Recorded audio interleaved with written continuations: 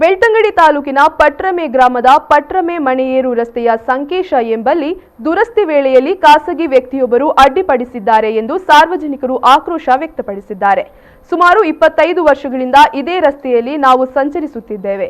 ಈಗಾಗಲೇ ನಾವು ಸಂಬಂಧಪಟ್ಟ ಅಧಿಕಾರಿಗಳಿಗೆ ಹಾಗೂ ಜನಪ್ರತಿನಿಧಿಗಳಿಗೆ ದೂರು ಕೊಟ್ಟರೂ ಏನೂ ಪ್ರಯೋಜನ ಆಗಿಲ್ಲ. ಇನ್ನಾದರೂ ನಮಗೆ ನ್ಯಾಯ ದೊರಕಿಸಿ ಎಂದು ಗ್ರಾಮಸ್ಥರು ಆಗ್ರಹಿಸಿದ್ದಾರೆ.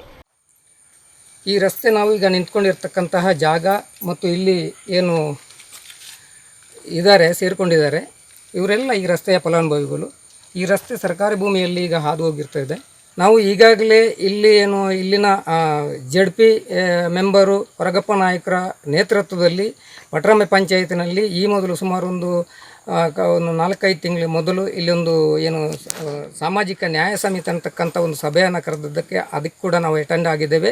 ಅಲ್ಲಿ ಕೂಡ ನಾವೊಂದು ಕೆಲವೊಂದು ಸಲಹೆ ಸೂಚನೆಗಳನ್ನು ಕೊಟ್ಟಿದ್ದೇವೆ. ದಲಿತರು ಅಭಿವೃದ್ಧಿ ಆಗುವುದಕ್ಕೆ ಈ ಒಂದು ರಸ್ತೆಯನ್ನು ಸಂಬಂಧಪಟ್ಟಂಥ ಅಧಿಕಾರಿಗಳು ಇದಕ್ಕೇನು ಕ್ರಮ ಕೈಗೊಂಡು ಅವರ ಅಭಿವೃದ್ಧಿ ಇನ್ನೂ ಒಂದು ಉನ್ನತ ಮಟ್ಟದಲ್ಲಿ ಹೋಗುವುದಕ್ಕೆ ಈ ಒಂದು ರಸ್ತೆಯನ್ನು ಅವರು ಸಂಪೂರ್ಣವಾಗಿ ಬಳಸಿಕೊಳ್ಳುವುದಕ್ಕೆ ಕ್ರಮ ತೆಗೊಳ್ಬೇಕನ್ನುವಂಥದ್ದು.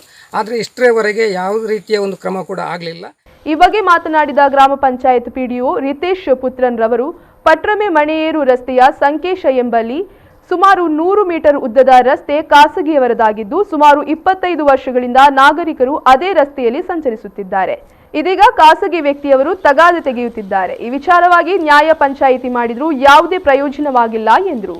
ಕೋರ್ಟ್ ಒಂದು ಆದೇಶ ಮಾಡ್ತು, ಏನಂದ್ರೆ ಈ ರೀತಿ ಗೇಟ್ಗೆ ಬೀಗ ಹಾಕ್ಬಿಟ್ಟು ಈ ರೀತಿ ನಾಗರಿಕರಿಗೆ ಸಂಚಾರಕ್ಕೆ ತೊಂದರೆ ಉಂಟು ಮಾಡಬಾರ್ದು ಅಂತ ಆದೇಶ ಮಾಡ್ತು.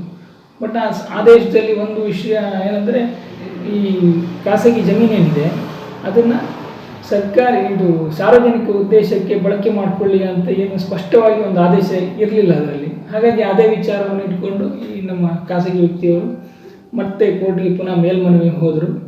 ಈ ವಿಚಾರವಾಗಿ ನಾವು ಗ್ರಾಮ ಪಂಚಾಯತ್ನಲ್ಲಿ ಹಲವಾರು ಬಾರಿ ನ್ಯಾಯ ಸಮಿತಿ ಸಭೆಗಳನ್ನು ನಮ್ಮ ಮಾನ್ಯ ಜಿಲ್ಲಾ ಪಂಚಾಯತ್ ಸದಸ್ಯರಾದ ಕೊರಗಪ್ಪ ನಾಯ್ಕ ಅವರ ನೇತೃತ್ವದಲ್ಲಿಯೂ ಕೂಡ ಹಲವಾರು ಸಮಾಲೋಚನಾ ಸಭೆಗಳನ್ನು ಕರೆದಿದ್ದೇವೆ.